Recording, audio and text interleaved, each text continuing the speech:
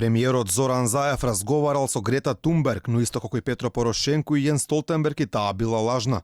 Изгледа, џабе променетиот број зголемените безбедносни мерки. Заев повторно жртва, некако што велат за Алфа од владата, хибриден напад, но овој пат многу пософистициран од оние претходните. Премиерот се посомневал дека разговара со лажната Грета и незиниот татко, но сепак го довршил разговорот. Она што најмногу загрижува е што телефонскиот контакт бил закажан преку амбасадата на Македонија во САД, откаде очигледно не провериле со кого шефот на Линденска треба да разговара.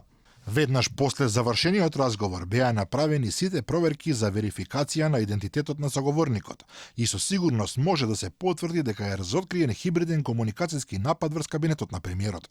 Овој случај на хибриден напад е многу пософистициран од случајот со руските пранкери, но преземените мерки на внимателност и сеопфатност во комуникацијата и проверките овозможија случајот да биде разоткриен и разобличен.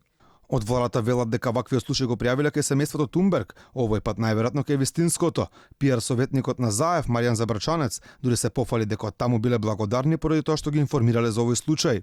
После разоткривањето стапивме во контакт со семејството на Грета, ги известивме за сите детали, ги известивме дека ќе објавиме во јавност, а оттаму добивме одговор дека и тие се многу вознемирени од ваквите вести, дека ќе пријават за злоупотребата до надлежните органи и дека се многу благодарни што сме ги информирале за оваа злоупотреба. По лажните Порошенко и Столтенберг, Заев имаше разговор и со лажната Грета Тунберг. Останува отворено прашање дали премиерот ќе има уште некој телефонски разговор со уште некој лажен државник или можеби и активист.